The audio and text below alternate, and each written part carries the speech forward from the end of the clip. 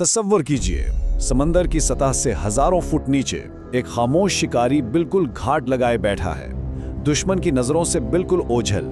ये एक ऐसी ताकत है जो बिना किसी आहट के और अचानक हमला करने की सलाहियत रखती है। तो हुआ ये कि 30 अप्रैल 2026 को चीन की सनिया पोर्ट पर पाकिस्तान नेवी ने अपनी पहली हैंगोर क्लास आबदूज PNS हैंगोर को बाकायदा तौर पर कमीशन किया। आज के इस तज्जिए में हम इस तारीखी लम्हे के पीछे छुपी पूरी कहानी और उसके असरात को समझने की कोशिश करेंगे। चलिए शुरू करते हैं। समंदर के इन तारीख गहराइयों में एक ना दिखने वाली ताकत मुसलसल हरकत में होती है। इस जदीद अबदूस की सबसे बड़ी ताकत इसकी खामोशी है। ये बिल्कुल एक साए की तरह नीचे से ताक़ुब करती है और इस बात का दुश्मन को अंदाजा भी नहीं होता कि कोई उनके इतने करीब आ चुका है। ये बगैर किसी इंतबा के स्ट्राइक करने के लिए हर वक्त तैयार रहती है। अब यहाँ सबसे बड़ा सवाल ये पैदा होता है, आखिर इस आबदोस की इतनी अहमियत क्यों है? खित्ते के समुद्री हालात तेजी से तब्दील हो रहे हैं, तो क्या ये फकत बेड़े में शामिल होने वाला एक और जहाज है या फिर बहरे हिंद की इस टक्कर में किसी नए दौर का आगाज? इस सवाल का जवाब तलाश करने के लिए हमें थोड़ा पीछे जाना होगा। चलिए सबसे पहले इस कहानी के तारीखी पसे मंजर यानी 1971 की गूंज पर नजर डालते हैं। देखिए, हैंगोर कोई आम नाम नहीं है, इसके पीछे एक बहुत गहरा तारीखी वजन है। 1971 की जंग में असल PNS हैंगोर, जो कि एक डेफनी क्लास आबदूस थी, उसने इंडियन फ्रिगेट INS खुपरी को निशाना बनाया था। दूसरी जंग अजीम के बाद ये सबसे कामयाब आबदूस हमलों में शुमार होता है, जिसने ज़ेरे आब फोर्सेस की ताकत का आलमी सतह पर लोहा मनवाया। फिर वक्त आगे बढ़ा, 2015 में आबदूजों के लिए एक नया मुआहदा तय पाया और अब 2026 में वही तारीखी नाम एक बिल्कुल नई और जदीद टेक्नोलॉजी के साथ वापस आ चुका है। अच्छा, अब आते हैं इसकी मुश्तरका तामीरी कोशिश यानी पाक चीन शराकतदारी पर। ये चार्ट इस बात को बेहतरीन अंदाज में वाज़े करता है कि ये मंसूबा दरअसल एक अजीम जियोपॉलिटिकल पार्टनरशिप का नतीजा है। 2015 के मुआहदे के तहत कुल 8 जदीद आबदोज़ें तैयार होनी थीं। फॉर्मूला बिल्कुल सिंपल रखा गया, 50% यानी 4 आबदोज़ें चीन में बनेंगी, जबकि बाकी 4 टेक्नोलॉजी ट्रांसफ़र के ज़रिए पाकिस्तान के कराची शिपयार्ड में तामीर होंगी। ये एक बहुत ही मुतवाज़न तकसीम है।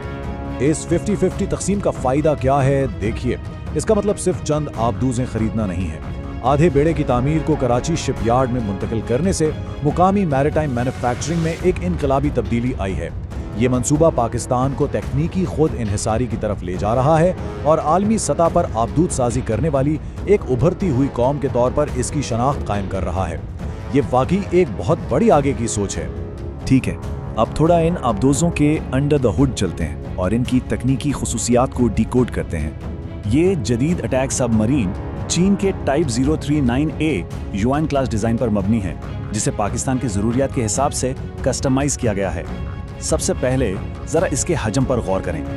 2800 टन का डिस्प्लेसमेंट, ये तकरीबन 10 नीली वेल्स के वज़न के बराबर है।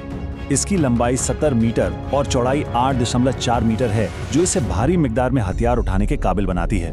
पहुंच और रफ्तार के हवाले से भी ये किसी से पीछे नहीं। इसकी ऑपरेशनल रेंज तकरीबन 2000 नॉटिकल मील है और ज़ेरे आब सफ़र करते हुए ये 20 नॉट्स तक की रफ्तार पकड़ सकती है। इस रेंज का मतलब ये है कि ये आबदोज़ दूर दराज समंदरी इलाकों में बहुत आसानी से अपने ऑपरेशंस मुकम्मल कर सकती है। और अब इस आखिरी नंबर पर तवज्जो दीजिए, 65 दिन। ये आबदोज़ मुसलसल 65 दिन तक ज़ेरे आब रह सकती है। तकरीबन 36 अफराद पर मुश्तमिल इसका क्रू इन तवील और खुफिया पेट्रोल्स को चलाता है, जिससे दुश्मन के दायरे कार में इनकी मौजूदगी का पता लगाना इंतहाई मुश्किल हो जाता है। लेकिन आखिर ये इतने लंबे अरसे तक पानी के नीचे रहती कैसे है? यहाँ एंट्री होती है स्टर्लिंग एयर इंडिपेंडेंट प्रोपल्शन यानी AIP सिस्टम की। आम आबदूजों को ऑक्सीजन लेने के लिए बार बार सतह पर आना पड़ता है, लेकिन 4 पावरफुल डीजल इंजन के साथ जुड़ा हुआ ये AIP निज़ाम आबदूज को हफ्तों तक ज़ेरे आब रहने की सलाहियत देता है। इसका सबसे बड़ा फायदा यह है कि आबदोज की आवाज़ यानी उसका अकूस्टिक सिग्नेचर ना होने के बराबर रह जाता है। सोनार के लिए इसे पकड़ना तकरीबन नामुमकिन है। अब इस स्लाइड में जो मालूमात है ना, वो वाकई तवज्जो तलब है। ये सिर्फ चुप कर बैठने वाली आबदोज़ नहीं, बल्कि एक मुकम्मल हंटर किलर है। इसमें 6 533 मिलीमीटर के टॉर्पीडो ट्यूब्स नस्ब हैं। ये भारी टॉर्पीडोज और anti ship cruise missiles fire कर सकती है, मतलब दुश्मन की पहुंच से दूर रहकर इंतहाई दुरुस्ती के साथ स्ट्राइक करना।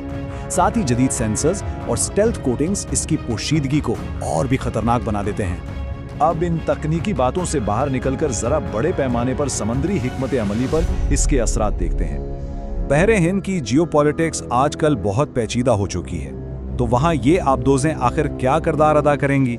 इनके 3 बुनियादी मकासद हैं। पहला, सी डिनायल, यानी ऐसी सलाहियत पैदा करना कि दुश्मन समंदरी रसाई हासिल ना कर सके। दूसरा, उन अहम समंदरी रास्तों की हिफाजत जिन पर आलमी तिजारत का इन्हिसार है। और तीसरा, इस पूरे खित्ते में ताकत और हिकमत अमली का एक मजबूत तवाज़ुन बरकरार रखना।